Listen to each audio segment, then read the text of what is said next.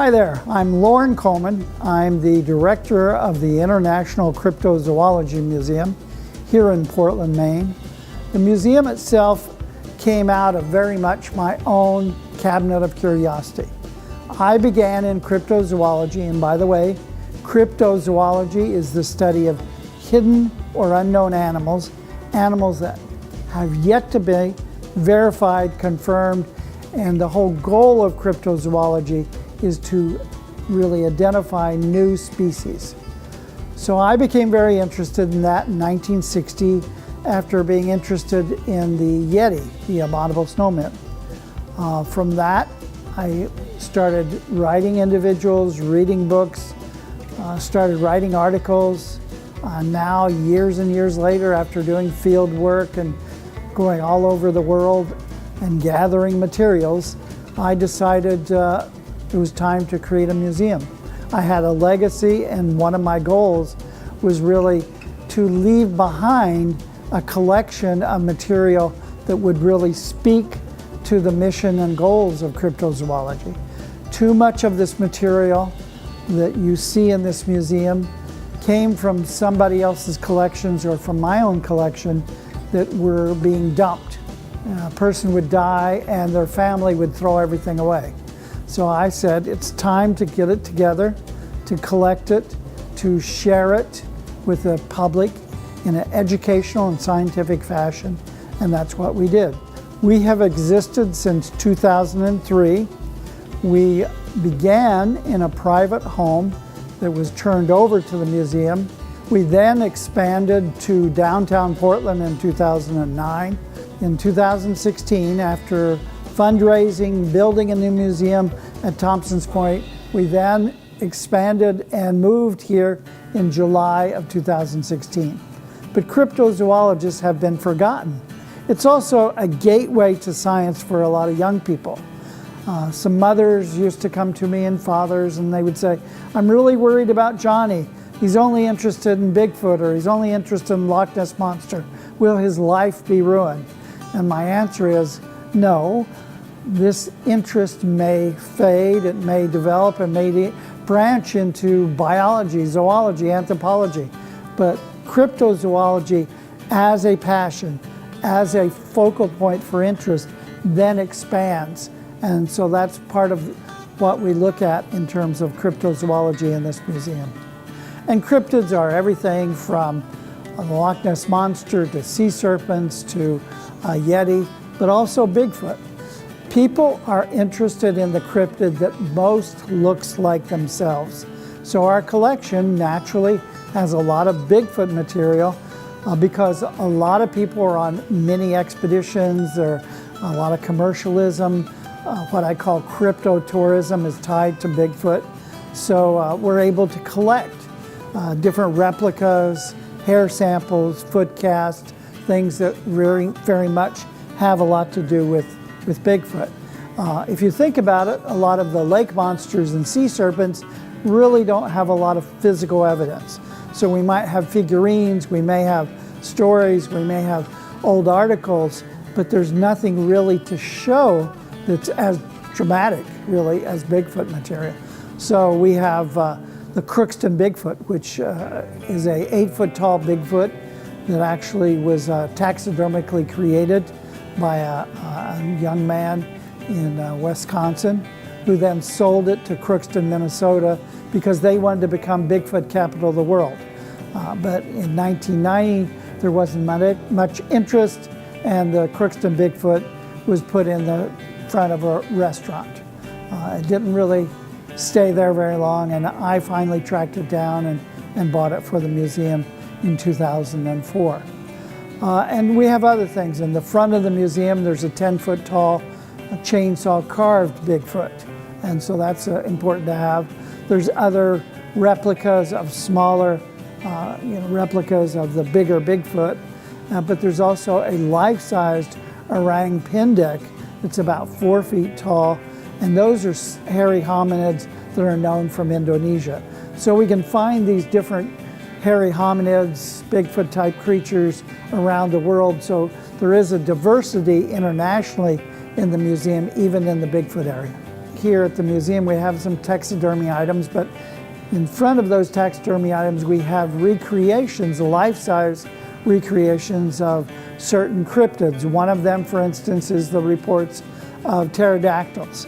And the object we have is actually from a 1990s series that was done by the same people that did the Blair Witch Horror, and it was called Freaky Links. There is no Civil War pterodactyl or thunderbird. It's a fictional character, but we have it here to talk about those stories. We have an orange, about 3.5, 4 feet tall creature, the Dover Demon, from April 1977 in Massachusetts, and it's shown along a rock wall because that's the way it was seen. We also have a full-sized, anatomically correct Gigantopithecus head. These were creatures that were over 10 feet tall. They actually did exist. A lot of people that feel Bigfoot is really Gigantopithecus. So we have those objects in a separate area, and people can kind of see them from our mezzanine. The International Cryptozoology Museum has as its logo the coelacanth. The coelacanth is the darling of cryptozoology. It actually was a fish that was discovered in 1938 off of South Africa. And this was a fish that had not been seen by Western science for 65 million years. Like a lot of these cryptids, it was known locally. The native peoples, this was a deep sea fish that would float to the surface and die, very large, 5.5, 6 feet long. And they knew that if they could figure out how to eat it, it would really feed a village. But this museum director, she would go down to the docks to look for fish for her East London Museum in South Africa. And she found in the pile of fish this radiant blue fish, beautiful. And she wanted to actually take it back to her museum and mount it. Unfortunately, she walked down to the docks, and then so she had to find a taxi cab and say, sorry, but I'm gonna have to put it in the seat. And so it smelled a lot, but she took it back to the museum. And then she found out this was a coelacanth. It was something that nobody had really seen for 65 million years. There's legends in Japan of kappas. Kappas are river creatures that actually have a very mischievous interaction with individuals. They're in the shoreline, near the sea, they're in rivers, and a lot of people don't know it, but the creation of the Teenage Mutant Ninja Turtles really comes out of the little kappas, the little 4 feet tall creatures. A lot of our comic book characters, a lot of commercial images that we know about, toys and replicas, come out of cryptozoology. Now, the Fiji Mermaid that we have is something that P.T. Barnum actually invented in the 1850s, 1860s, where he posted all these letters in newspapers and said that he was getting it from London. He actually planted a lot of those. Fiji mermaids are from the 14th century in Asia. They were some of the early tourist attractions that people would bring back on their ships. And they're constructed with the front part being a monkey and the end part, the rear part, being a fish. And so they're constructed and they're really a fake taxidermy item. We really hope that folks come to the Cryptozoology Museum. The International Cryptozoology Museum is in Thompson's Point in Portland, Maine. You can read more about us at cryptozoologymuseum.com.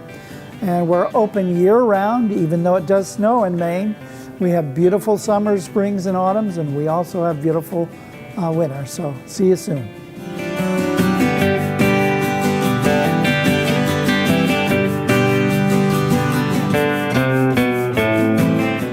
Welcome to the International Cryptozoology Museum.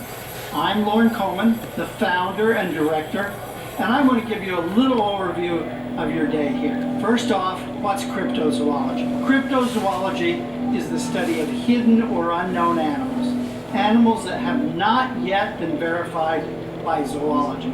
This is the world's only cryptozoology museum. We're a nonprofit. We've been in existence since 2003, and there are over 10,000 items that you're going to see today. Let me go over a couple guidelines, however, that you need to really be aware of. Please do not touch any display, any item that's outside of an exhibit area, because it may be part of the museum. This is a very old collection.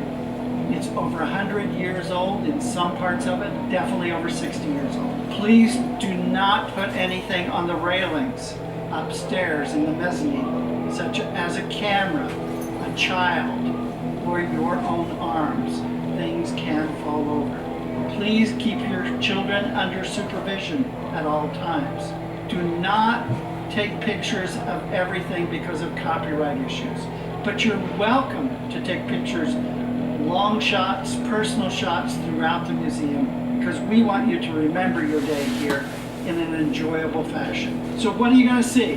The museum is set up in 2 floors. The first floor is actually different cryptids like lake monsters, Mochelia mbembe, which is an African creature, kappas from Japan. But there's also an area that are fakes and hoaxes, because we want you to be skeptical as well as open-minded. So those areas have Fiji Mermaid, fur-bearing trout, jackalope, things like that are a little funny, but they're interesting. If you go upstairs, you'll find mostly hominids, Yeti, Bigfoot, Sasquatch, some very unique things like Jimmy Stewart's letter saying that he was involved in the Yeti removal of a hand. Things like the fecal material and cast and hair samples from the Himalayas, from the West, and those are mixed throughout the exhibit. If I'm around or there may be a signature in it, we have souvenirs for you, and we really respect the popular culture of the Western societies showing cryptids the way they are today. Just like native peoples around the world have traditional art, there's popular cultural art too. Enjoy yourself, and if you have any questions, ask away.